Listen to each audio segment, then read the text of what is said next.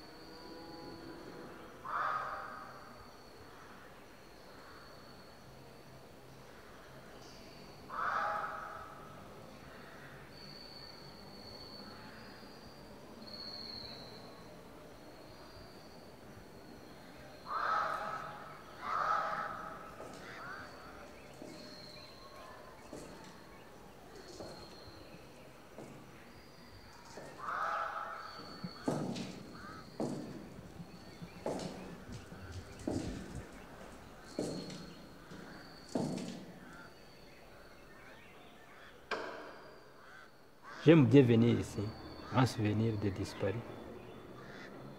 Pour moi, j'ai perdu 86 personnes de ma famille. Je ne peux pas l'oublier. Comment l'oublier alors?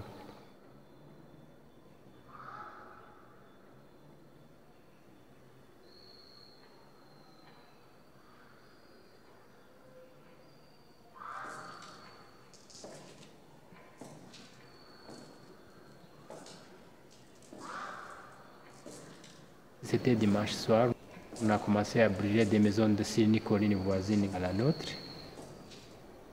Filiant, les gens qui sont venus en disant bon, on a commencé à tuer les Batutsis.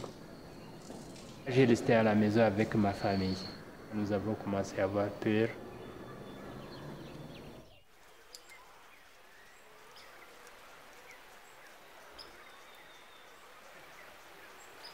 Ce qu'on appelle les Myrciens, la jeunesse Hutu.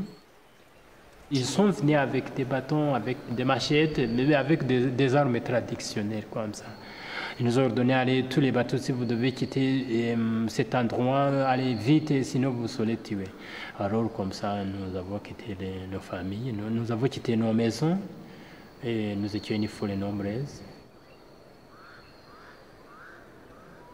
Alors, puisque nous étions des communautés chrétiennes et catholiques, nous avons décidé de venir ici.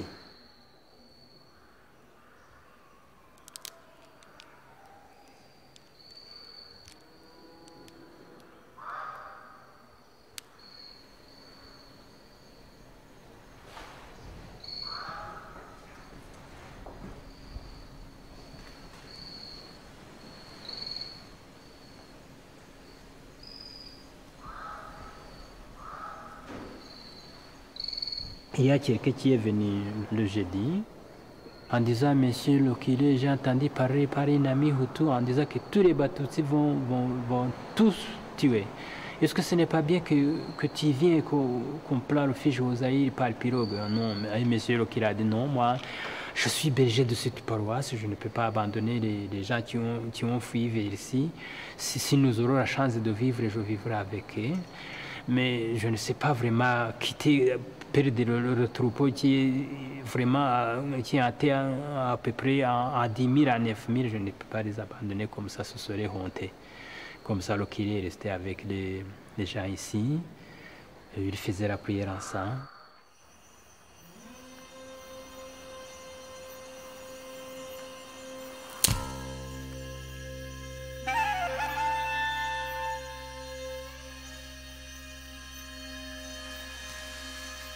Nous sommes dimanche le 17 à 10h. Voilà qu'il y a des militaires, des musiciens, même ils portaient des bérets de partis MRND, du CEDER. Les autres portaient des feuilles sèches dans la tête, au visage pour ne pas reconnaître. Voilà qu'il arrive ici.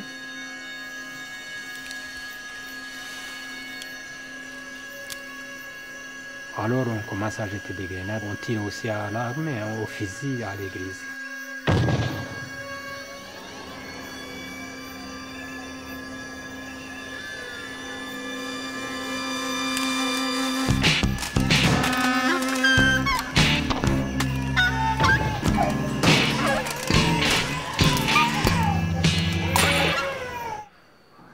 Personne ne sachait quand il va mourir. Les gens ont tombé sur moi, les cadavres ont tombé sur moi, mais j'ai pu rester là-bas. Mais on est rentré avec des grenades lacrymogènes, quoi. Ça fait mal aux yeux, à la respiration. Et puis les gens qui étaient encore survivants, on les a ordonnés de sortir.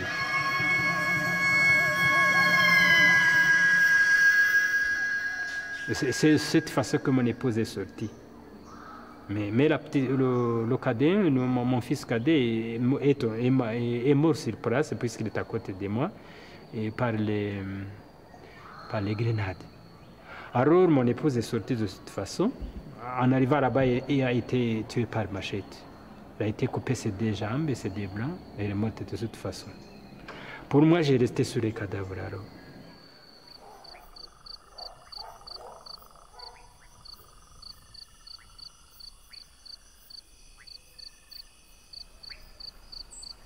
Et puis alors nous avons pu rester ici une semaine.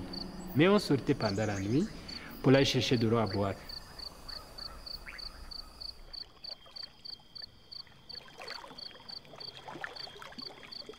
Il y a des gens qui avaient des machettes et des fusils dans des pirogues pour empêcher celui qui peut se jeter dans l'eau. Il y avait beaucoup de cadavres dans le lac là-bas.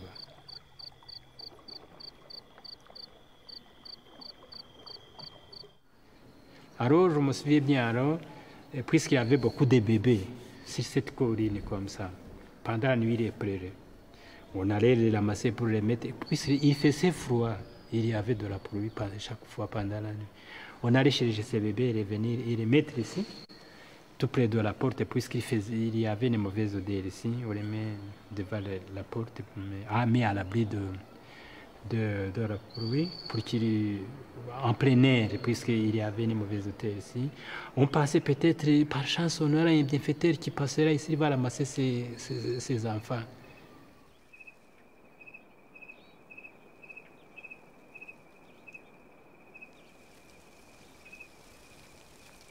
Une fois que les miliciens entraient ici pour chercher les autres qui étaient survivants,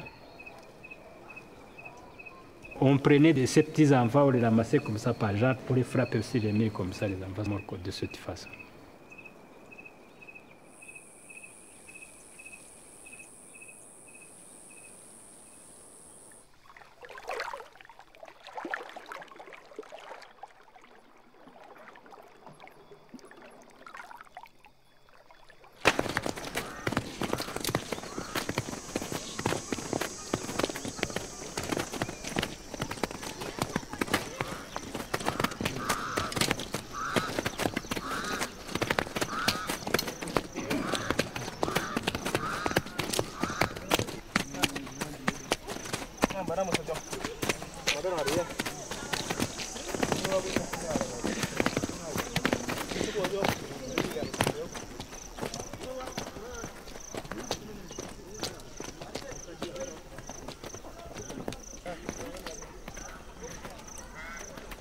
Et on est venu justement tuer ici le 18 avril, après l'église.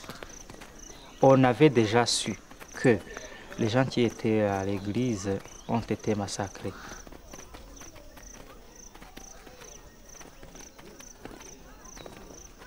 Ici, il y avait beaucoup de gens.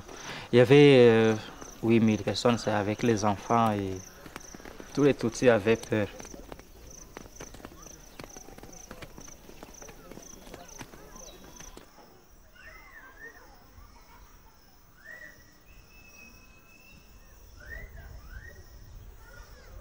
Bon, les gendarmes sont venus, les policiers communaux, les receveurs de douane, il y avait les surveillants de la prison.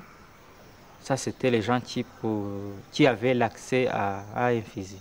Ils ont utilisé des cartouches simples, puis ils ont utilisé les grenades. Les grenades qu'ils lançaient ici dans un foule de gens. On était si nombreux. Bon, les uns se sont installés, comme vous voyez ici, c'est un peu dans la vallée de deux montagnes. Les uns sur une montagne, les autres sur une autre montagne. Et puis, ils ont commencé à tirer. Toute la journée de lundi, le 18. Mais vu que les gens étaient nombreux, tout le monde n'a pas pu mourir dans une journée.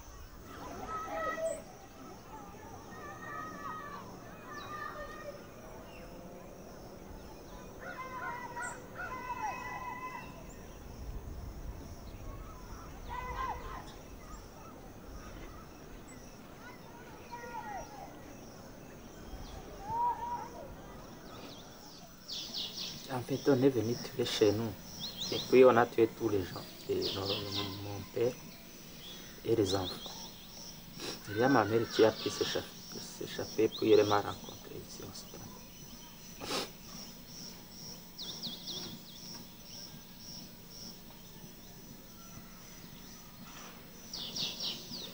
Puis il a lancé une grenade et puis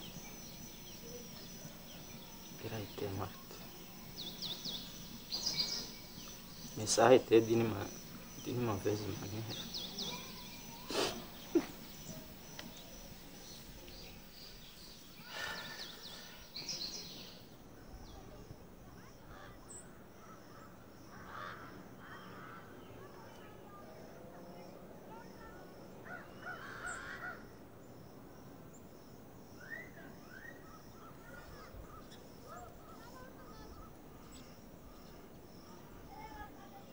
On ne voyait que la viande. Imaginez quelqu'un à qui on a lancé une grenade, toute une grenade qui peut tuer une quinzaine de personnes qui a tué une personne.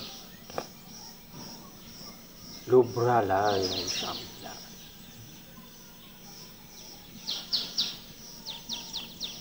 Donc elle a été cassée complètement. On ne pouvait même pas voir le visage. C'était de la viande mêlée du sang.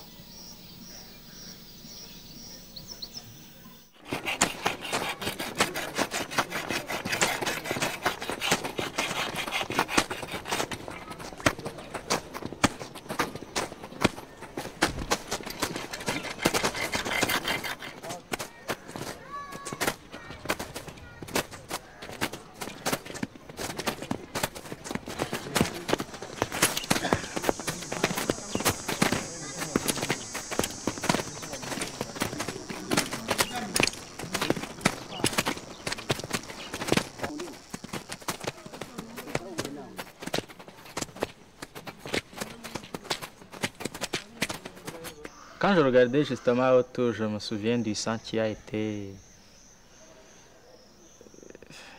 dépensé par les gens ici.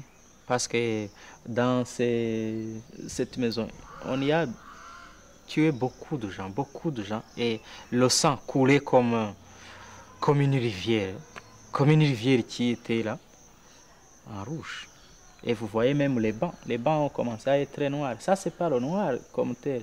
Ce n'est même pas la vieillesse, c'est seulement c'est du sang.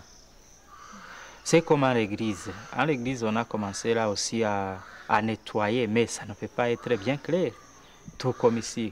On a essayé de nettoyer, les gens sont venus pour dire la communauté internationale pour qu'elle ne voit rien de sang, mais ça ne peut pas s'effacer, vous voyez.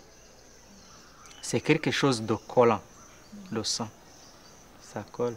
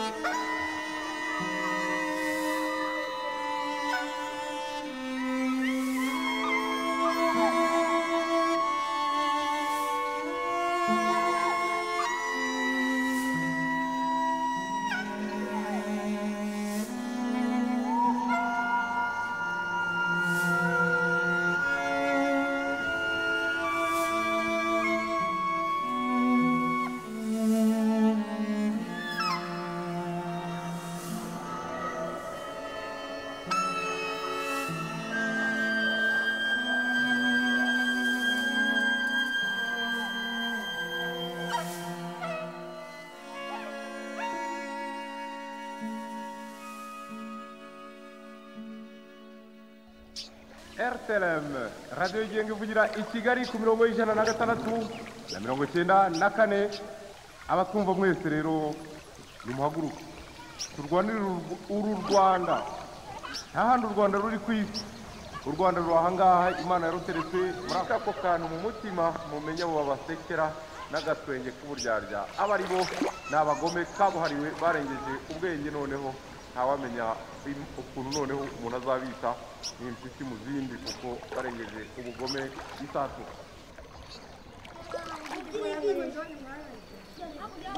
Auparavant, tout le monde vivait ensemble. Il n'y avait vraiment aucune distinction des races. On vivait, on travaillait ensemble, on se mariait ensemble, les filles et les garçons.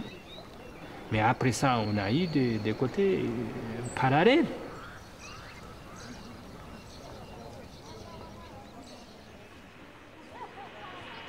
ubwicanyi bw'inyenzi inkotanyi ni ukwica nabi umuntu, ni ukumwica bamujomboramo imibiri, bamuvanamo se ingingo zimwe na zimwe, bamuvanamo byo nk'imitima, imyijima, ibifu. Nicyo je nabwiraga nti inyenzi inkotanyi zigomba kuba zirya n'abantu. Ils ont fait une propagande dans la population, et puis la population a commencé à être les frères Batutsi. Ça a été planifié secrètement. Comment ça se fait que les jeunes miliciens d'Inheram et de Sikibuye ont des grenades, et les autres deux Chita ont des grenades, et les autres deux Tchangougou comme ça? C'est-à-dire qu'on a diffusé des armes secrètement. On attendait seulement le sifflet pour commencer à faire cette action. Aho bigeza gasubira inyuma yaho bivuye, bagakomeza bagakora amayida mpaka kugeza igihe inkotanyi ziruhiye. Naho ubundi nanone nta buhungiro, tugomba kurwana n'inkotanyi tukazimara, tukazitsemba, tukazipakuma muri iki gihugu tukazimara, kuko nta buhungiro bakoze icyarimwe. Ubundi twiyicira inkotanyi tuzimare, cyane cyane ko igituma tuzazimara nuko ari ubwoko bumwe. Reba umuntu rero murebeye uko areshya n'uko asa, kureba akazuru gusa ubundi ukakamena, hanyuma noneho tukagenda za Kibungo, za Rusumo, za Ruhenzi, za C'était planifié. Le préfet a envoyé des bis pour aller rassembler les Batutsi de Ruengera, de Rwamatam, pour les rassembler ici au stade, même ici, pour qu'on pourra les tuer d'une façon qui n'est pas difficile.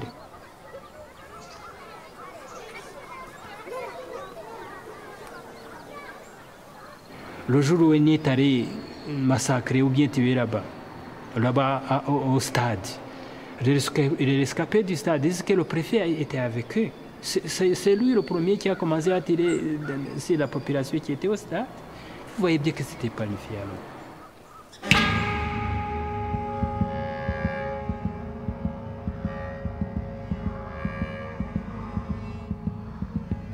Il est docteur en médecine. Voyez donc un docteur en médecine. Tu prends un fusil pour bouiller une machette. C'est malheureux ça. Alors, ce que j'affirme que c'était planifié. Il y avait des filles gendarmes tutsis. Ont été abattus, ont été tués le 7. Je l'ai entendu parler par un gendarme tutsi qui a pu sortir de ce massacre. Il est venu se réfugier dans des collines là-bas. Mais malheureusement, après il a été tué puisque je ne l'ai pas encore vu. Voilà pourquoi est-ce qu'on a commencé par tuer ces gens là-bas. On s'est planifié ça.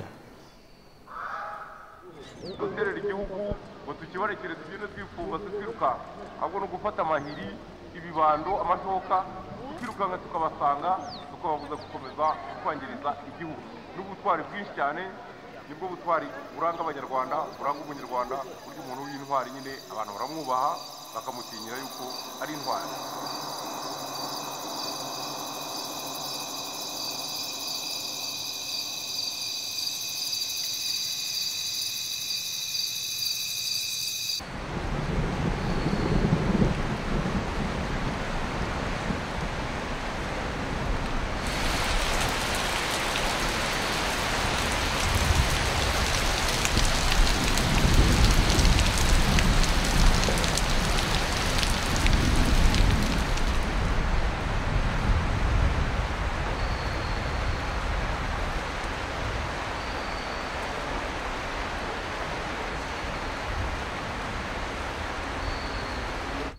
On ne pensait pas, on avait perdu la tête, on ne savait rien, on ne disait rien. On n'avait pas même peur de mourir. Seulement, ce que je pensais, on avait pitié de ceux qui pleuraient là-bas. On ne pensait rien vraiment de ça. Dans la deuxième semaine, on a commencé aussi à venir prendre les cadavres et en allant les enterrer. C'est-à-dire nous serons tués, nous serons bientôt tués. Comme ça, nous sommes partis vers le Zaïre, en traversant le lac Kivu, en arrivant à Ijwi.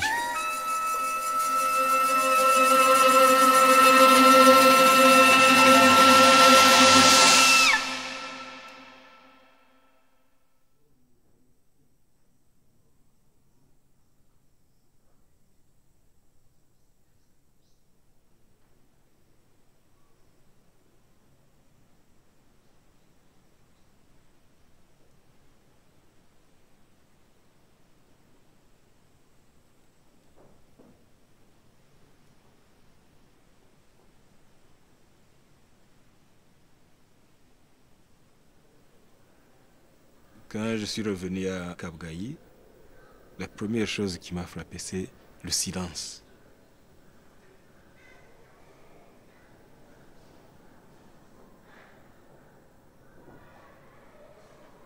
On pouvait s'entendre, on pouvait s'écouter, marcher. On avait l'impression qu'on faisait du bruit en marchant, qu'on était en train de troubler le silence qui était là. Il y avait un silence de mort. La deuxième chose, qui est très grave d'ailleurs, qui m'a frappé, c'était les cadavres qui sentaient. Ouais. Dans les maisons de Cap-Gaï, dans les maisons de l'évêché de Cap-Gaï, il y avait des cadavres. Dans les maisons du séminaire, le petit séminaire de Cap-Gaï, il y avait des cadavres. Et du côté de la commune de Mukingi, il y avait eu des massacres. Je pense qu'on a massacré autour de 500 personnes, sinon plus. Et ça sentait très très mauvais, mais surtout, c'était horrible à voir. Il y avait des corps qui gisaient encore. Si je connaissais les gens, ils étaient donc reconnaissables. On pouvait reconnaître qu'ils étaient un tel et un tel. Il y avait un bébé qui avait été tué, qui flottait sur l'eau. Il y avait des choses indicibles. Ouais.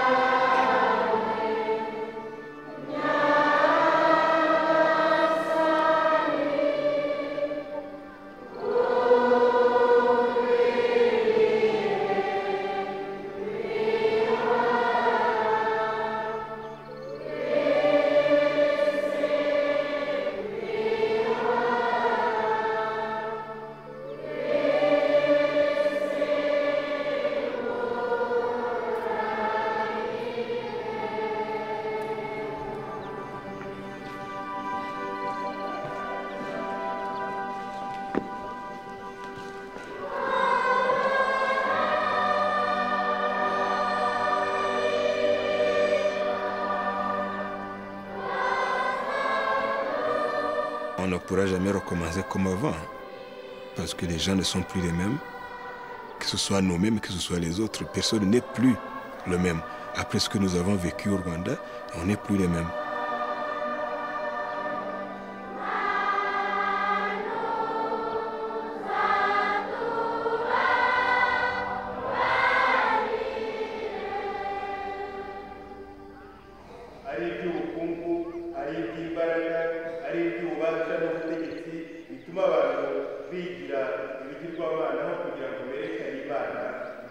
Les chrétiens qui ont tué d'autres chrétiens, j'en ai vu beaucoup.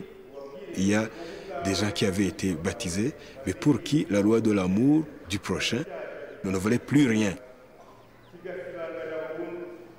un certain niveau, moi, je sentais qu'il y avait une machine qui allait se déclencher. Dans un discours que j'ai prononcé le 10 décembre 1993, c'était devant les représentants de la communauté internationale, il y avait des ambassadeurs, le nonce apostolique était là, il y avait aussi des intellectuels et des ministres et tout ça. J'ai dit, écoutez messieurs, on dit que par-ci par-là, dans Kigali, nous voyons des cadavres. Il y a des gens qu'on était en train de tuer, c'était très clair. Mais moi, j'ai dit, on attribue ça à des éléments incontrôlés. Et moi, je dis, c'est pas vrai. Quand vous fouillez beaucoup plus, vous trouvez que c'est des éléments très contrôlés de l'armée qui font ça, qui sont contrôlés par le pouvoir, qui font ça.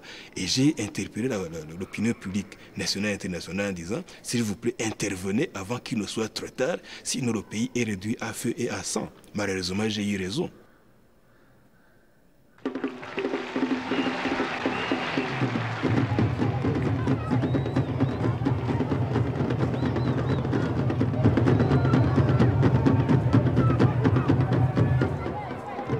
Rwanda was certainly not a paradise at the end of the 80s.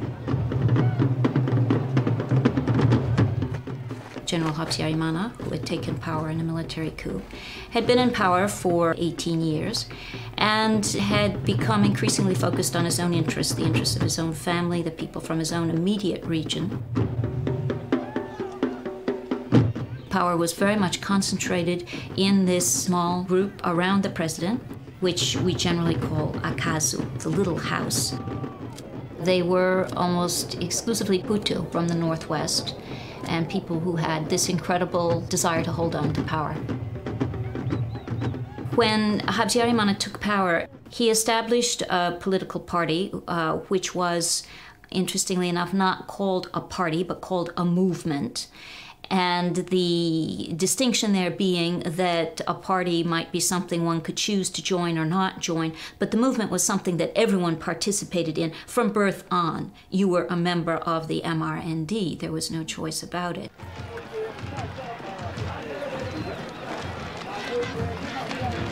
People were obliged to attend sessions of animation, a kind of public propaganda session in praise of the party and the president.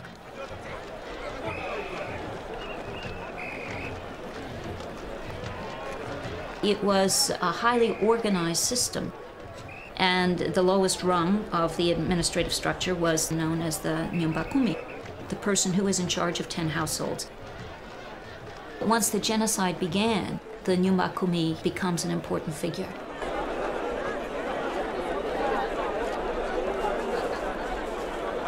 The level of control was so intense that it was difficult to escape. You have to imagine a situation where one person for every 10 houses is keeping an eye on what's going on. It's very difficult, especially in a small community like this, where everyone knows everyone else. For example, for a stranger to enter into the community and not be known to this Nyumbakumi figure. And when it came time to organize people to go out and work on the barriers or to participate in the patrols, the Nyumbakumi was the first level of organization.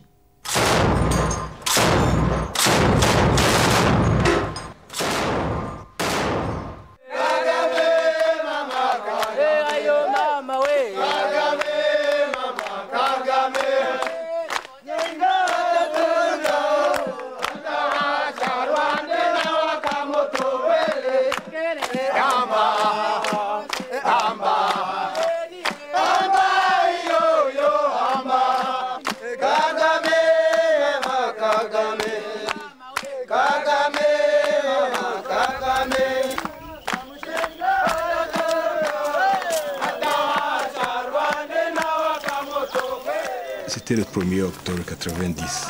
Les militaires du Front patriotique rwandais ont décidé d'avancer en faisant la guerre finalement.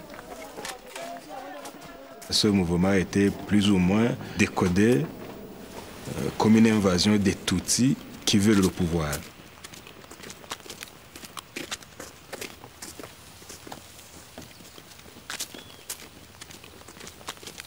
Je pense que la guerre n'était pas du tout justifiée. S'il fallait, si l'objectif principal, il était celui de déboulonner le système, je pense que le système avait été suffisamment fragilisé et à mon avis, ça ne valait pas du tout la peine de faire une invasion armée.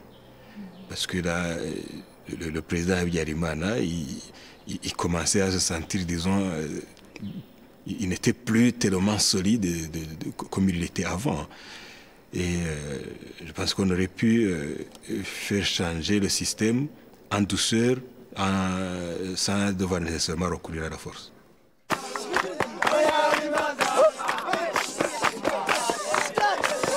The RPF developed out of the Tutsi refugee community, particularly in Uganda. Most of them descendants of people who had been forced out of Rwanda at the time of the revolution in 1959. They had spent up to 30 years in exile and they wanted to go home. They put together a force of about 7,000.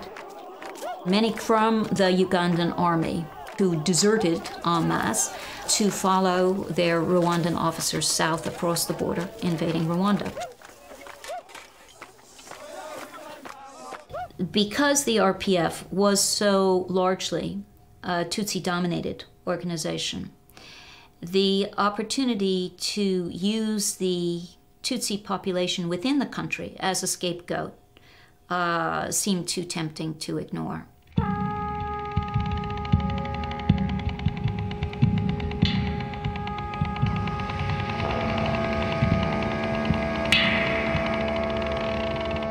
Les Tutsis sont des assoiffés de sang et de pouvoir. Voici les 10 commandements des Hutus. Étreindre tout Hutu qui épouse une femme Tutsi en fait sa concubine, sa secrétaire ou sa protégée. Tout Hutu doit savoir que tout Tutsi est malhonnête dans les affaires. Les forces armées rwandaises doivent être exclusivement Hutus. Aucun militaire ne doit épouser une femme Tutsi. Les Hutus doivent être fermes contre leur ennemi commun Tutsi. Les Hutus doivent cesser d'avoir pitié des Tutsis.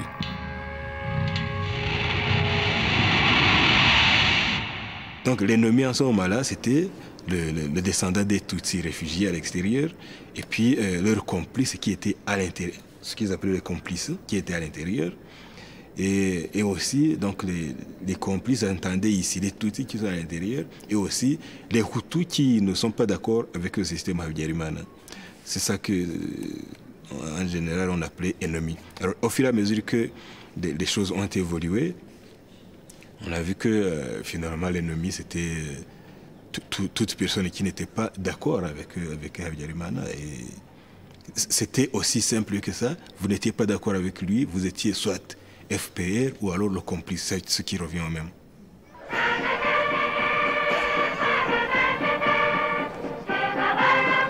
The invasion of the RPF gave Habyarimana an opportunity to make a much more dramatic plea for foreign assistance.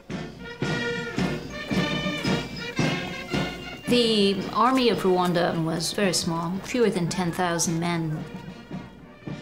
It expanded quite rapidly until it reached a size of some 35,000 to 40,000 men.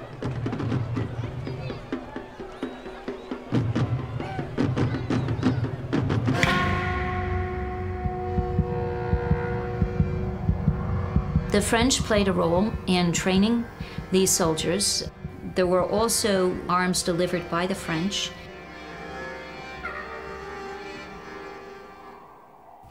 Now, the position of the French, in some cases at least, has been, we did not provide the weapons for the genocide. People were killed with machetes. It's important to address that. Perhaps the majority of victims were killed by machetes, but a crucial element in every large massacre was the presence of soldiers or police armed with guns. And it was the guns and the grenades which always gave the attackers the edge necessary to break down the resistance of the people in the churches and other large groups. So the use of firearms was crucial to the success of the genocide, even if many victims were not killed by gunfire.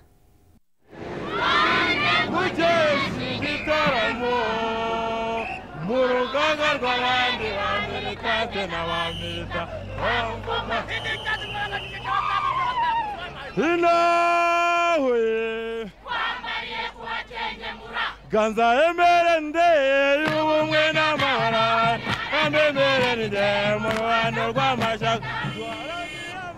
ont créé ce qu'ils ont appelé la jeunesse du mouvement révolutionnaire national pour le développement. Et ces gars, ils recevaient des entraînements comme des commandos militaires. Et on leur apprenait à tuer avec les mains nues. Ils apprenaient à utiliser la corde, les cordelettes qui sont normalement utilisées par les militaires. Ils avaient aussi des armes blanches, notamment les machettes et puis les couteaux, donc les couteaux longs, donc avec une longue lame, et ils savaient les utiliser.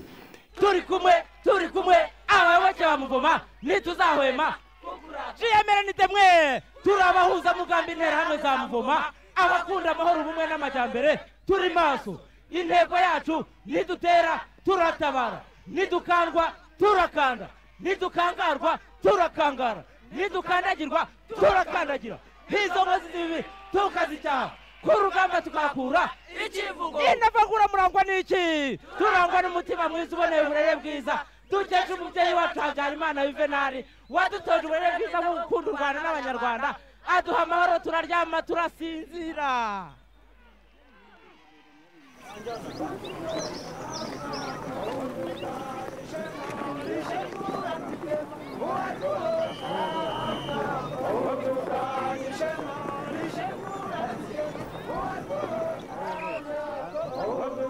The Interahamwe, the militia, had stored large numbers of weapons and had engaged in training some 1,700 young men who were stationed in different parts of the city of Kigali. According to the person who had trained them, they had a capacity to kill up to 1,000 Tutsi every 20 minutes.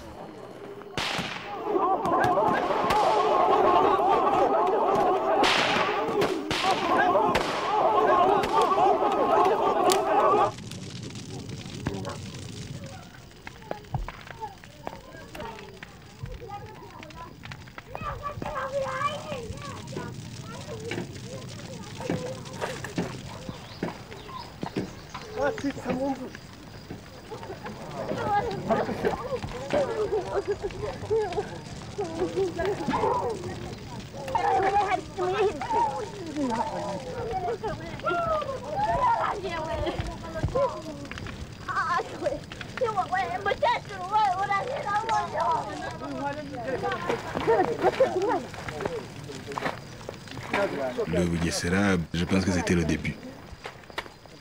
La milice était très très forte au Bugesera et très rapide aussi.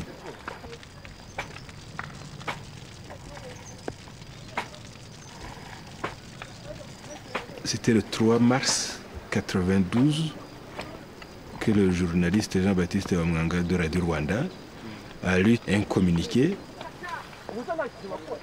Lequel communiqué disait que les femmes Tutsi allaient être utilisées dans l'assassinat des hommes politiques Hutus.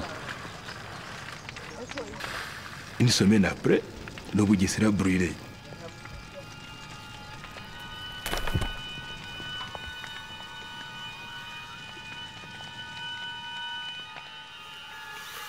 Ce qu'on a vu au Bugesera était à peu près donc, dans la même détermination, à peu près ce qu'on a vu au niveau du génocide. La méthode était à peu près celle-là. Brûler les maisons, tuer les vaches, le bétail, et puis aussi tuer les gens, mais systématiquement, c'est-à-dire à partir du bébé jusqu'au vieux croulant. Tout le monde y passait.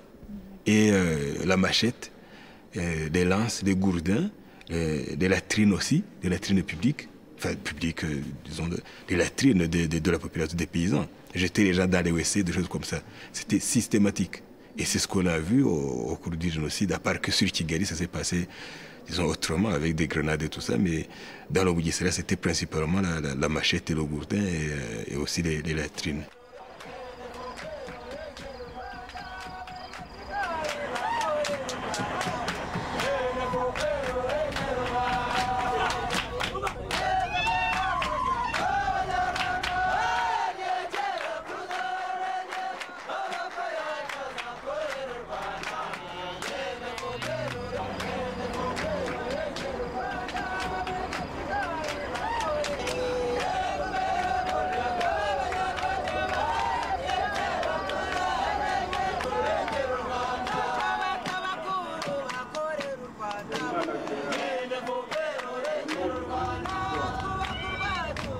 The Arusha Accords were very favorable to the RPF.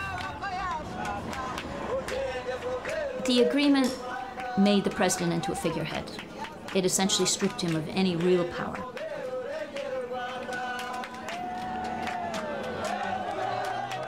The two armies would be integrated. The RPF had 40% of the ordinary ranked soldiers and 50% of the officer corps. This was simply too much for the hardliners to swallow. The idea of a larger scale genocide, of an actual massacre of all Tutsi, probably moved into the real operational stage after the Arusha Accords. Even in signing them, Habyarimana and his group had decided that these accords could never be enforced, but they could never be executed. But having signed them, they could use this as a further goad towards the movement of Hutu power, because they could then use this as an argument. You see, they have taken so much, they will become so dominant that we need to resist them.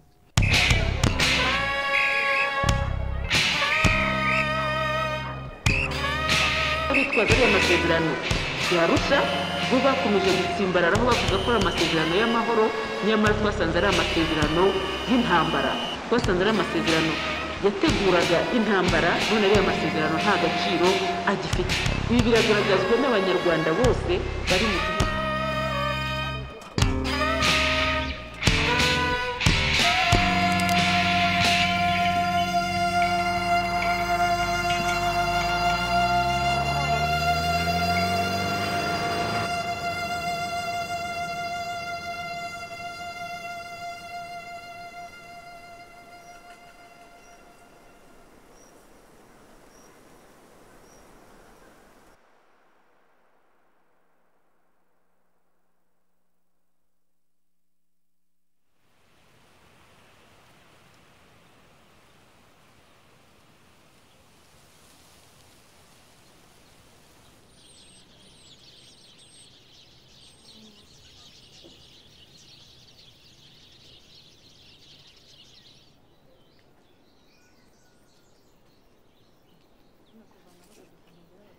Komeza ngenda kora nkuko uya wowe waza kureba iwanyu kazi ye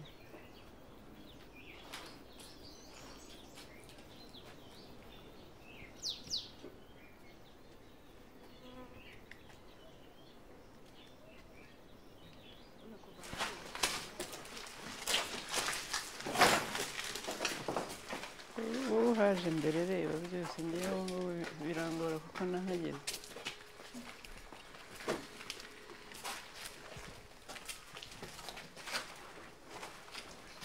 Natwe tugifungura ngo ndebe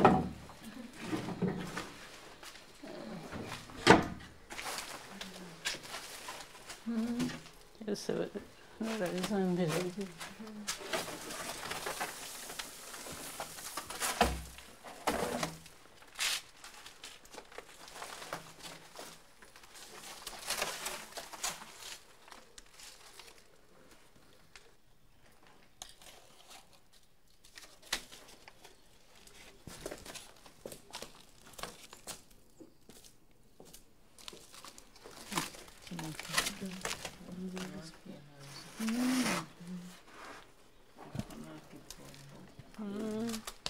Aka perimari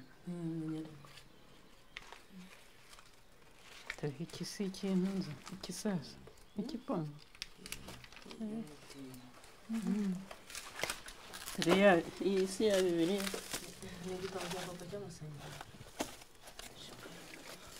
ngira kikaba. Dans les années 60, mon père était policier. Il a été limogé parce qu'il était Tutsi. On ne voulait pas que la police nationale soit constituée par des Tutsis. Les Tutsis ont été déportés au Ouigesera. C'était, je dirais, la jungle. Les autorités se disaient, ils vont mourir là-bas, ils vont périr dans cette région.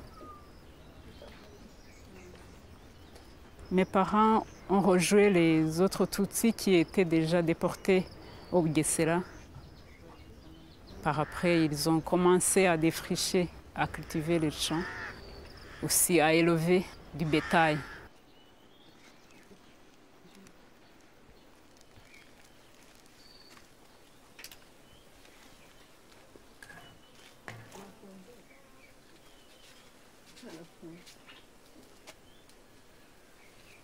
C'est une lettre adressée à ma petite sœur, un permis de conduire pour mon frère Gaspard. Il y a aussi un livre de prière pour mon père.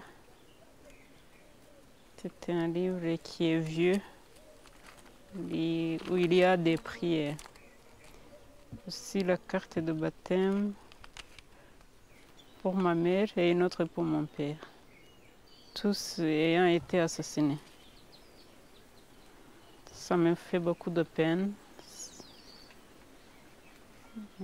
Ça me rappelle la vie commune, la vie familiale. Mais c'est dur parce qu'il n'y a plus personne de la famille. La maison est en débris.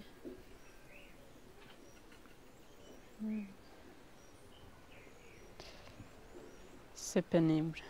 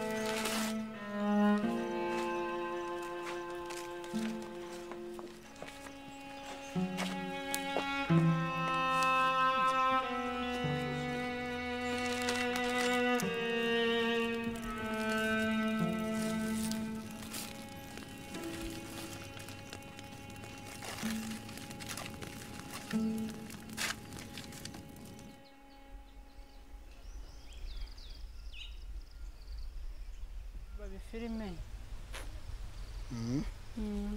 Twaragurira igikini. Oya ndareba iki.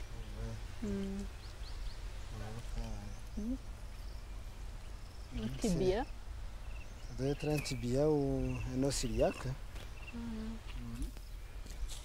Ce sont les bulldozers qui ont ramassé les terres, hein, tu vois, les traces même des dents des bulldozers, pour venir recouvrir les corps qu'on avait laissés ici. Et quand on voit, les corps ne sont pas bien enterrés, puisqu'on revoit même les cheveux. Tu vois, il y a encore les cheveux. C'est un morceau de bois. Mais on voit ici quand même on voit que... Tu vois, ça... Ça, c'est un os. Oui, ça, c'est un os. Avec des cheveux. Oui, avec des cheveux. Lorsque j'ai vu, c'est ça. Ça doit être un os de la tempe de la tête. De la crâne, hein? Oui. Tu vois, il y a toujours des cheveux. C'est ça? Non, n'enlève pas, mais tu vois. C'est un os. C'est plein les gens, tu vois. On avait fait des piles, hein. On est allé chercher la terre d'un côté. Pour couvrir. D'un côté et de l'autre.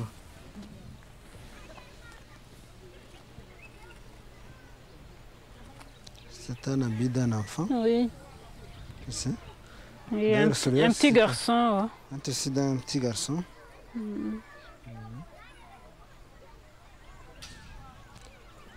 Et voilà là-bas un os. Hein. Ça doit être un os de tibia ou quelque chose de genre.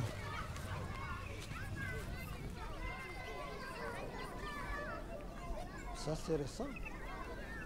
Nous avons décidé de faire les enquêtes pour que tous les Rwandais, toute la communauté nationale connaissent la vérité sur ce qui s'est passé, connaissent les atrocités, les techniques et le caractère préparatoire de cette tragédie.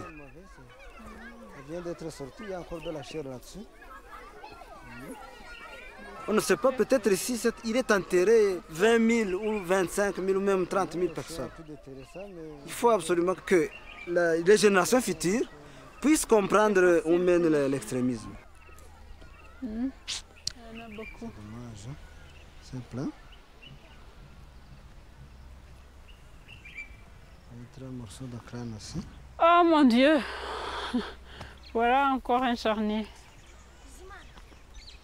On voit qu'à partir de là, ils ont creusé avec le bulldozer. Ils ont déplacé la terre. Ils ont mis je ne sais combien de cadavres ici. C'est un vrai charnier.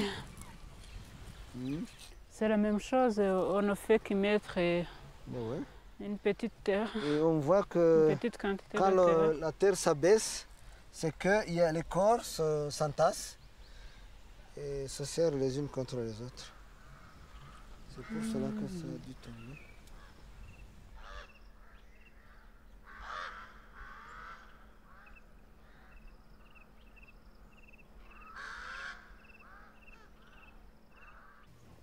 witwa nde sha Habimana. Habimana hari indi zina bari ku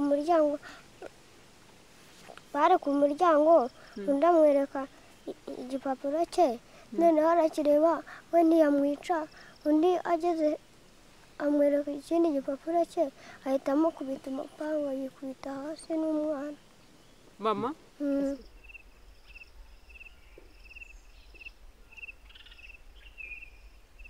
wowe wigeze ugwa hasi? Wigeze ugwa hasi? Urakomeje urahagarara? Uyu muhoro bagutemeye mu nzu cyangwa hanze? Babuntemeye mu nzu. Uyu nguyu? Ni mu nzu. Noneho bamaze kugutema na mama ubonye bamwishe wowe wabigenjeje ute? Nahise niruka. Wanyuze he? Twerekeye n'urutoki aho wanyuze. Nanyuze hano. Uturutse hariya? Nanyuze hano. Mvuye hariya nyura hano mu nturusi nyura no muri ziriya ntoki njya mu mateke ya hariya hirya. Njya mu mateke. Wihishamo? Nta bandi bana mwari hamwe? Njye wenyine.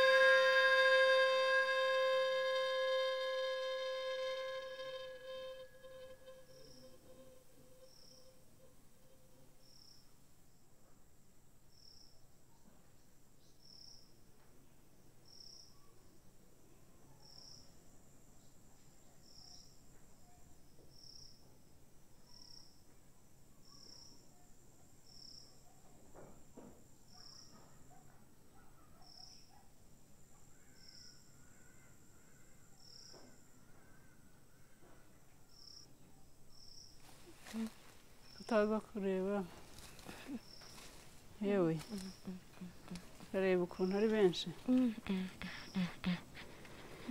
ntawe ushobora kumenya we dore nturebe ko bagerekeranye hariya nta n'ibirago biracyari dore amashapura birashobora kuba ari umukecuru sinshobora kubamenya ubu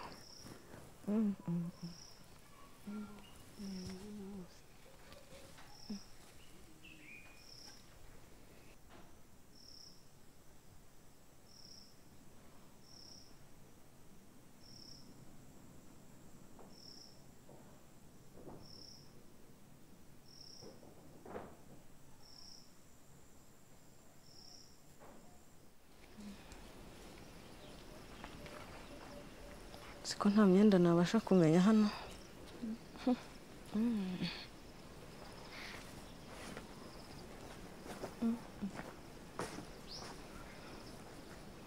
bose babaga babiciyemo.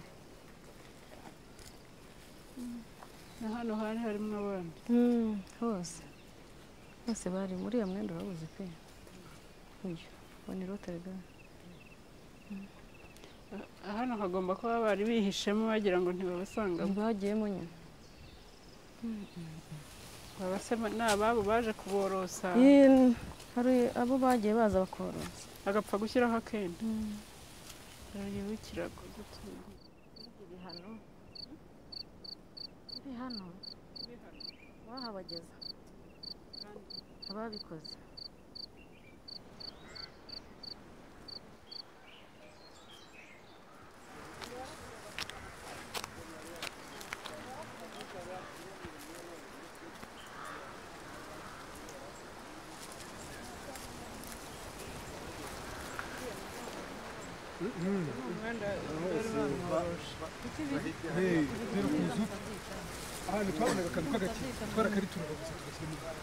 Mujye mubyica bujura, mujye mubyiba nka cya Rudoviko nakibonye.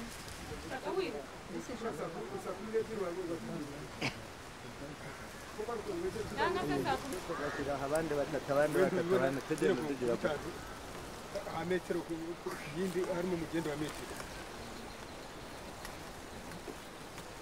Je crois que ça c'est le résultat de l'impunité que nous avons depuis plus de 35 ans. Il faut absolument qu'on réagisse. Il faut absolument que la justice puisse être rendue aux victimes et que la population sache cette fois-ci qu'on ne peut pas disposer de la vie de quelqu'un. Il faut casser l'impunité.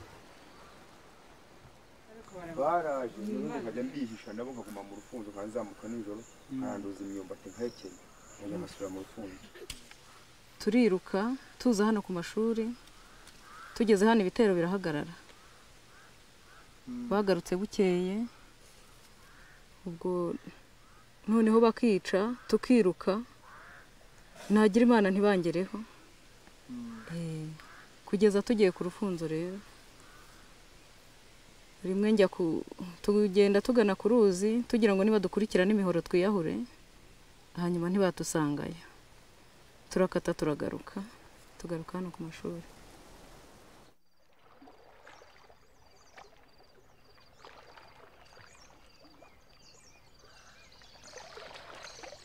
Cyane twabitewemo n'abantu b'abagabo, ariko natwe twumva ko aho kugira ngo baduteme twakwiyahura.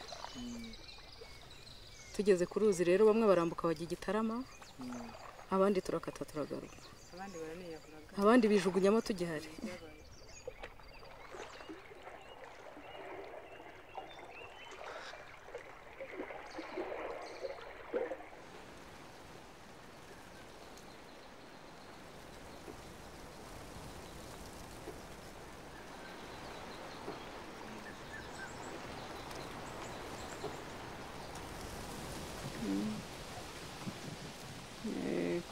C'est en date du 19 que mon père a été assassiné, ici à l'école. C'était suite à une attaque des militaires.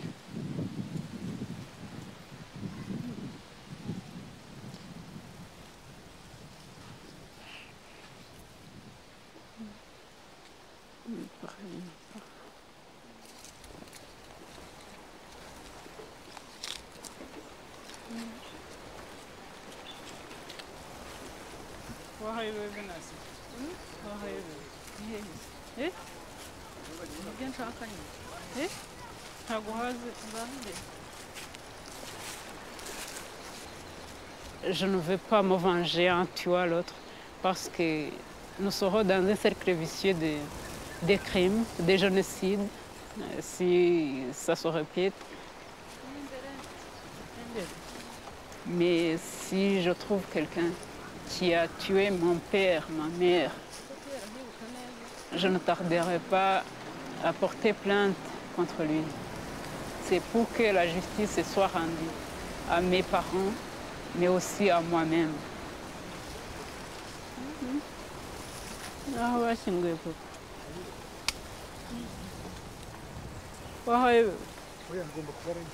Ni mu byaha. Ni mu byaha. Uretse ko umwenda ntawureba. ndibuka ko ari nkaha ndibuka ko ari nka hano uzize ko twari muri rwaserera rwose bigomba kuba ari nkaha ntabwo muzi ko ni hano ndahari twashyize